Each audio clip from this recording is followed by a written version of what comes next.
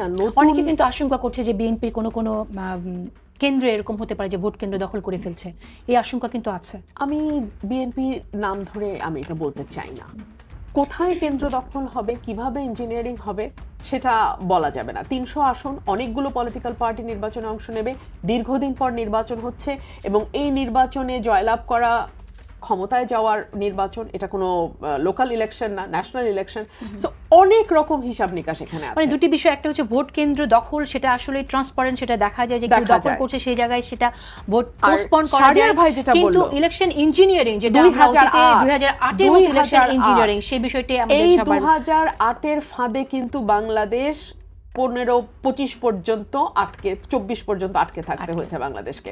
So আরেকটা এরকম মানে এর চেয়ে কিন্তু যেটা আপনি বলেন চোখে দেখা যায় সেটা আপনি হ্যান্ডেল করতে পারবেন, সেটা ডিল করা যায়, সেই আসনটা স্থগিত রাখা যায়, সেই আসনে পুনরায় ভোট করা যায়। কিন্তু 8-এর মতন কোনো নীল নকশা যদি হয় সেটা ভয়ঙ্কর, এবং সেইটা হবে কিনা আমি জানি না।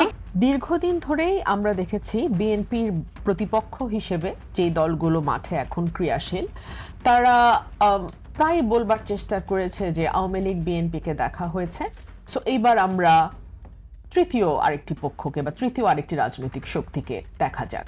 বলা হয়েছে যে নৌকা ধানের শীষ, এক সাপের দুই বিষ, নাকি হ্যাঁ দুই সাপের একই বিষ, সরি দুই সাপের একই বিষ। এই যে কথাগুলো, এই যে ন্যারেটিভগুলো দীর্ঘদিন ধরে রাজনীতির মাঠে এখন চর্চিত হচ্ছে, তাহলে তো পাল্টা বিএনপিও প্রশ্ন করতে পারে যে যখন জামায়াতে ইসলাম বিএনপির সঙ্গে 2001 সালে জোটবদ্ধভাবে ইলেকশন করলো, বিএনপির গভর্নমেন্টে গেল, বিএনপির দুজন মন্ত্রী জামায়াতে ইসলাম থেকে দায়িত্ব পালন করলেন, তখন কি তারা জানতেন না যে দুই সাপের একই বিষ? কিংবা তখন কি তাদের মনে হয় নাই যে বিএনপি চাঁদাবাজ, হেন তেন আজকাল যে ইয়েগুলো সামনে আসছে, তো সেই সময় কি তাদের এই কথাগুলো মনে হয় নাই? তো একই প্রশ্ন কিন্তু বিএনপিও রাখতে পারে। বরং বিষয়টিকে আমি এভাবে দেখি, সামনে নির্বাচন, প্রত্যেকটি রাজনৈতিক দল চেষ্টা করছে তাদের ভোট ব্যাংক আরো কতটুকু বাড়ানো যায়। প্রত্যেকটি রাজনৈতিক দল চেষ্টা করছে যে এইবার একটা সুষ্ঠু নির্বাচনের মাধ্যমে যদি তারা সরকার গঠন করতে পারে। প্রতিটি রাজনৈতিক দল চিন্তা করছে, হয়তো যাদের ভোট কিছুটা কম, যে তারা কত বেশি আসন সংখ্যা কত বেশি বাড়ানো সম্ভব। সো এইগুলো হিসাব মাথায় রেখেই ভোট ব্যাংক বাড়ানোর যে একটা প্রতিযোগিতা, সেটাকে খুব খারাপভাবে দেখবারও কিছু নাই।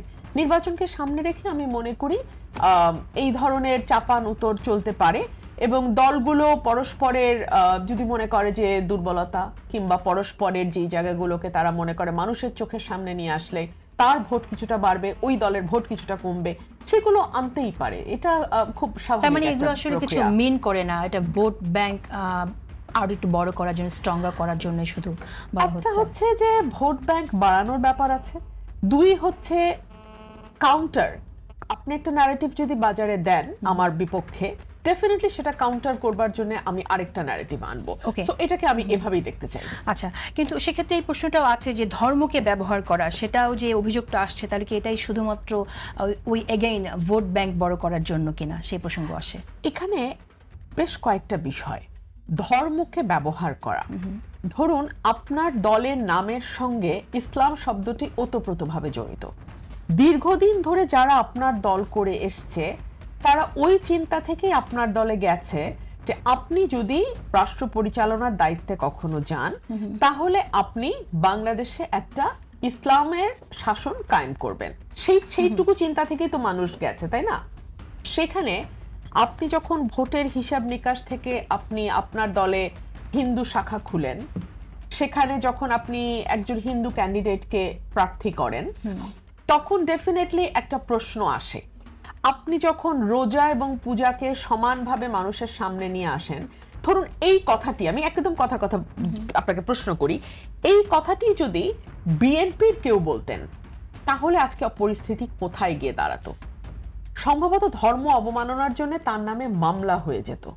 মামলা হয়েছে ইতিমধ্যে, আমরা দেখছি যে সেটা তো অনেক পরে, অনেক জল ঘোলা হওয়ার পরে। কিন্তু এমনও তো হতে পারে যে মামলা হওয়ার আগে তৌহিদে জনতা গিয়েই তার বাড়ি ঘর ভেঙে চুরে ফ্ল্যাট করে দিত, একেবারে ফ্ল্যাট করে দিত। সো আপনি যখন আপনার নামের সঙ্গে ইসলামকে এমন ভাবে রাখেন, তখন মানুষের এক ধরনের প্রত্যাশা তৈরি হয়। যারা আপনার কর্মী সমর্থক ভোটার, বিশেষ করে ভোটার, তারা তো আসলে আপনাকে একভাবে জেনে ভোট দিবে বা একভাবে জেনে আপনাকে সমর্থন করছে। সেখান থেকে আপনি যখন হিসাবের কারণে বা ভোটের হিসাবের কারণে একেবারে 180 ডিগ্রি ঘুরে যান, তখন সার্টেনলি সেটা মানুষের মধ্যে এক ধরনের প্রশ্ন জন্ম ঠিক আছে, আমরা আসবো সেই প্রশ্ন, কি প্রশ্ন জন্ম দিচ্ছে, কেন দিচ্ছে, সেটা নিয়ে কথা বলবো। কিন্তু আজ আমরা দেখলাম যে তারেক রহমান বলছেন ৭১ জামাত কি করেছিল মনে রাখতে বলছেন। এই প্রসঙ্গটি এসেছে যে তিনি এখন বলছেন আগে কেন বলেননি বা আগে কেন দল মনে রাখেনি, সে প্রসঙ্গটা আছে। কিন্তু আমি একটু অন্যদিকে আসতে চাই, সেটা হচ্ছে যে এই যে মনে রাখতে বলা, তার মানে কি আসলে মানুষের মন থেকে অনেকটা সরে গেছে? আমি একটু এটার সাথে অ্যাড করি, ইদানিং যে জরিপগুলো আমরা দেখছি, সেই জরিপে আমরা দেখছি যে জামাতের প্রতি সমর্থন বেড়ে গেছে। তার মানে কি এই যে তরুণদের মন থেকে আসলে মুক্তিযুদ্ধের যে স্মৃতি সেটা অনেকটাই মিয়ে গেছে, এই কারণে যে মুক্তিযুদ্ধে যারা অপরাধী ছিলেন তারাই শেষ পর্যন্ত ভিকটিম হয়ে গেলেন? দেখুন, ভেরি ইন্টারেস্টিং একটা অবজারভেশন। এই অনেকগুলো সার্ভে হচ্ছে তো একটার পর একটা, প্রতিটাতেই কিন্তু জামাতের ভোট আগের তুলনায় হিস্ট্রিতে এইবার সবচাইতে বেশি। এবং প্রথম আলোর যেই একদম সর্বশেষ যেই জরিপ যেটা হলো, সেখানেও কিন্তু জামাতের ভোট অবিশ্বাস্য। এতটা ভোট জামাতের হিস্ট্রিতে, বাংলাদেশের হিস্ট্রিতে কখনো ছিল না। এর কারণ কি? এর অনেকগুলো কারণ আছে, কিন্তু এর প্রথম এবং প্রধান কারণ হলো গত 15 বছর মানে প্রতিটি কাজে, প্রতিটি পদক্ষেপে তৎকালীন সরকার যেভাবে মুক্তিযুদ্ধকে ব্যবহার করেছে, ব্যবহার করে পলিটিক্যাল ফায়দা নিয়েছে, পলিটিক্যাল ফায়দা নেওয়ার সিলসিলাতে নিজের দলের যারা একেবারে চিহ্নিত, যুদ্ধের সঙ্গে যাদের কোনো সম্পর্ক নেই, অন দি আদার হ্যান্ড বিপরীত দিকে যাদের অবস্থান ছিল, তাদেরকে মুক্তিযোদ্ধা বানানো হয়েছে। মুক্তিযোদ্ধার একেবারে মানে গ্রাম, ইউনিয়ন, ওয়ার্ড লেভেল পর্যন্ত তারা ঘরে ঘরে তাদের নিজস্ব লোকদেরকে মুক্তিযোদ্ধা বানিয়ে সমস্ত বেনিফিট দিয়েছে। এবং সর্বশেষ যখন কোটা সংস্কার আন্দোলন চলছে, তখন প্রধানমন্ত্রী একটা ভয়ানক, আমি বলবো যে ভীষণ রকম অপমানজনক এবং ভয়ানক রকম বাজে অশালীন একটা মন্তব্য করেছিলেন যে মুক্তিযোদ্ধার নাতিপুতিরা চাকরি পাবে না তো কি রাজাকারের বাচ্চারা চাকরি পাবে। এই যে কথায় কথায় বাংলাদেশের একটা বৃহৎ জনগোষ্ঠীকে, আমি শুধু জামাতের কথা বলছি না, যারা আওয়ামী লীগ সরকারের সাথে ছিল না তাদেরকে আদার্স করে দেয়া, তাদেরকে রাজাকার শাবক বানিয়ে ফেলা, অথচ দেখা যাবে তাদের প্রত্যেকের পরিবারে, হ্যাঁ আমি জামাতের কথা বলছি না, বারবার বলছি, যারা আওয়ামী লীগের দুঃশাসন, ভোট কারচুপি, গুম, বিচার বহির্ভূত হত্যার সমালোচনা করেছে বা অ্যাটলিস্ট আওয়ামী লীগের নৌকায় গিয়ে ওঠে নাই, তাদেরকে এই যে রাজাকার শাবক ট্যাগ দিয়ে যাচ্ছে তাই আচরণ করা, এটাকে বাংলাদেশের মানুষ ভালো চোখে দেখে নাই। এবং বিশেষ করে তরুণ প্রজন্ম, নতুন প্রজন্ম যারা, তারা একেবারেই ভালো চোখে দেখে নাই। এটা গেল এক। দুই হলো, তরুণ প্রজন্মের মধ্যে আরেকটা বিষয় একই সঙ্গে কাজ করেছে, সেটা হচ্ছে ভারতের ব্যাপারে একটা তীব্র বৈরী মনোভাব। এটার পিছনে আওয়ামী লীগ যুক্ত। কারণ তরুণ প্রজন্ম মনে করেছে, শুধু তরুণ প্রজন্ম না, বাংলাদেশের একটা বড় অংশের মানুষ এবং ইনক্লুডিং মাইসেলফ, আমিও ওতপ্রোতভাবে মনে করি যে এই যে আওয়ামী লীগ তিনবার ভোট ছাড়া ক্ষমতায় থাকতে পারলো এবং মানুষের উপরে এরকম দমন নিপীড়ন চালাতে পারলো, তার পেছনে ভারতের প্রত্যক্ষ সহযোগিতা বড় ভূমিকা পালন করছে। ভারত যদি আওয়ামী লীগের পাশে এত শক্তভাবে না থাকতো, আওয়ামী লীগের পক্ষে 15.5 বছর রান করা সম্ভব, মানে 15 বছর 5-6 মাস রান করা সম্ভব হতো না, কোনোভাবেই সম্ভব হতো না।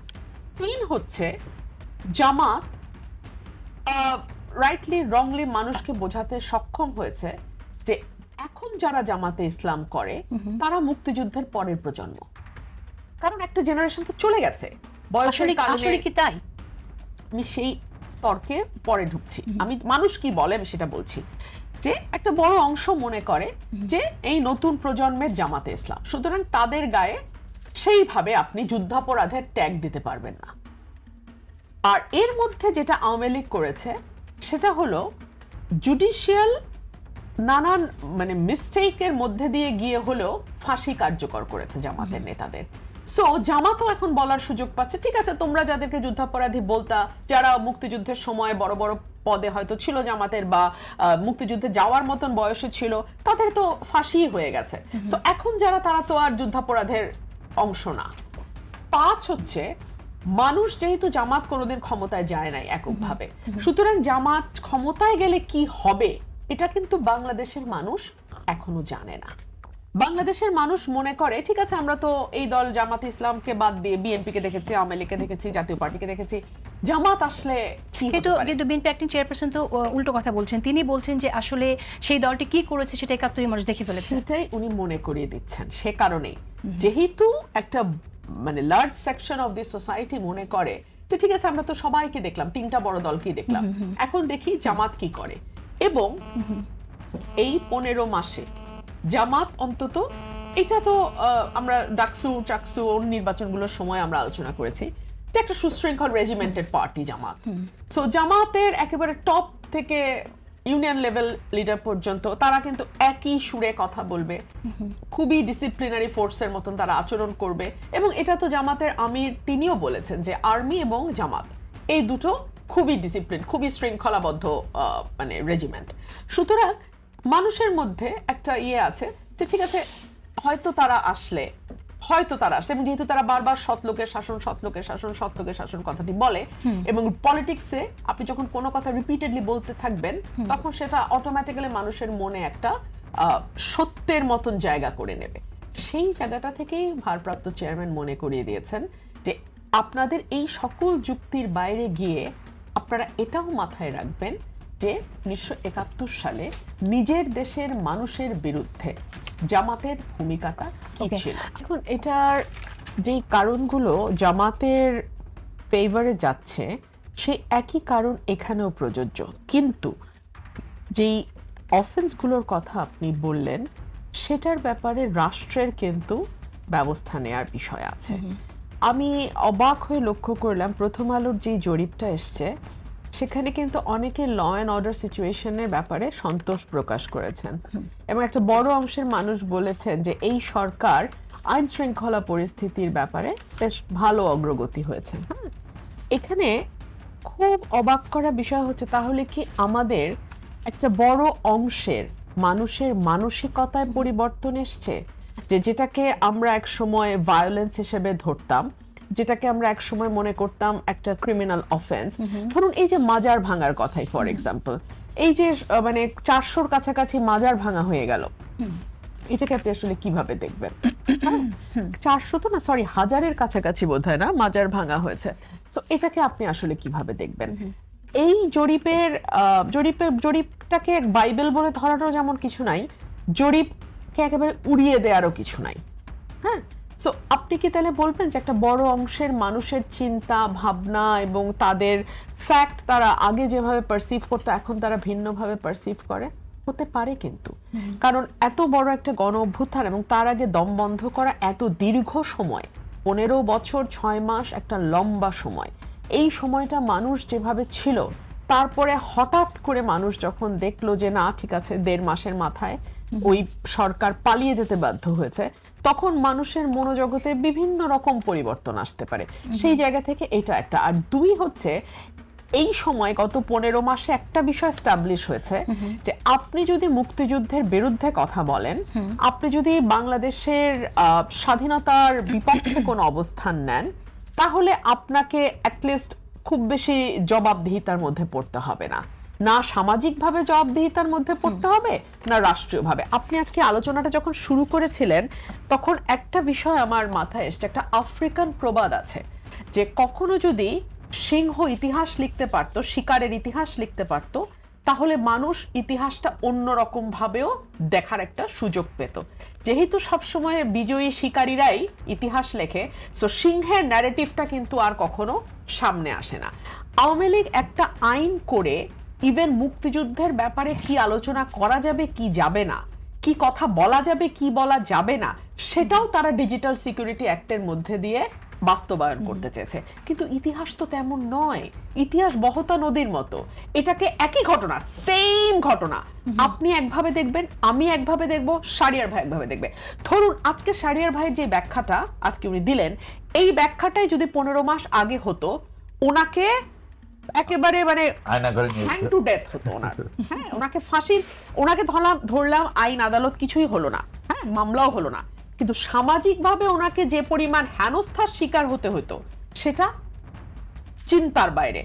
কিন্তু সেটা যদি না হয়ে আমরা যদি ইতিহাসটাকে ইতিহাসের মতো ফ্লো করতে দিতাম, শাহরিয়ার ভাইয়ের ব্যাখ্যা দিবেন, রনি ভাইয়ের ব্যাখ্যা দিবেন, আমি আমার ব্যাখ্যা দিব, তাহলে ইতিহাস নিয়ে না এত রিজিডিটিও তৈরি হতো না, এত কামড়িও হতো না। আর বাংলাদেশের মুক্তিযুদ্ধের ব্যাপারে যেটা পরের প্রজন্ম বা নতুন প্রজন্ম বা তরুণ সমাজকে আপনি জানাবেন কি করে, জানাবার কয়েকটা মাধ্যম আছে।